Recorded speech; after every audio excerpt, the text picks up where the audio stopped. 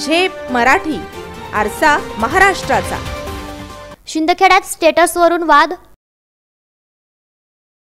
पोलिसांनी घेतली गंभीर दखल। अफवांवर विश्वास ठेवू नका, पोलीस प्रशासनाचे आवाहन। धुळे जिल्ह्यातील शिंदखेड्यात आक्षेपार्ह स्टेटसवरून वाद होऊन काहीसा तणाव निर्माण झाला। मात्र पोलिसांनी वेळीच गांभीर्याने दखल घेतल्याने पुढील अनर्थ टळला। आता शिंदखेड्यात पूर्णपणे शांतता असून कोणतीही दंगल घडलेली नाही। कोणीही अफवांवर विश्वास ठेवू नये असे आवाहन पोलीस प्रशासनाने केले आहे। वादग्रस्त स्टेटस ठेवणाऱ्या आणि त्याला स्टेटस पाठवणाऱ्यांवर गुन्हा दाखल करण्यात आलाय।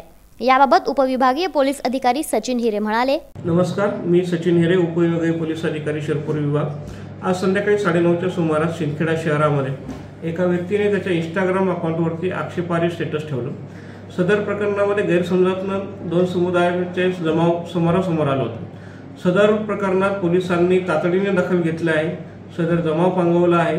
त्याचप्रमाणे स्टेटस ठेवणाऱ्या व्यक्तीला आम्ही ताब्यात घेतलंय। त्याचप्रमाणे त्याला ते स्टेटस ज्यांनी पाठवलं त्या व्यक्तीवरती आम्ही गुन्हा दाखल करत आहोत। जिल्ह्यात कायदा व सुव्यवस्थेला बाधा निर्माण होईल असे कोणीही वागू नये।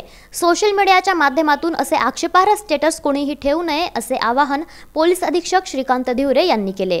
ते म्हणाले, नमस्कार, मी श्रीकांत यशवंत धिवरे, पोलीस अधीक्षक धुळे।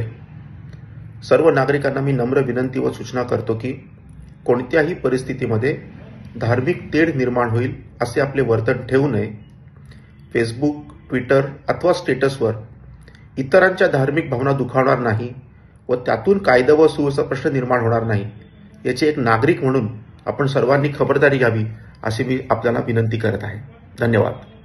असे कृत्य करणाऱ्यांवर कठोर कारवाई केली जाईल असेही अधीक्षक धिवरे यांनी सांगितले। अशाच वेगळ्या आणि ताज्या बातम्यांसाठी पाहत रहा झेप मराठी।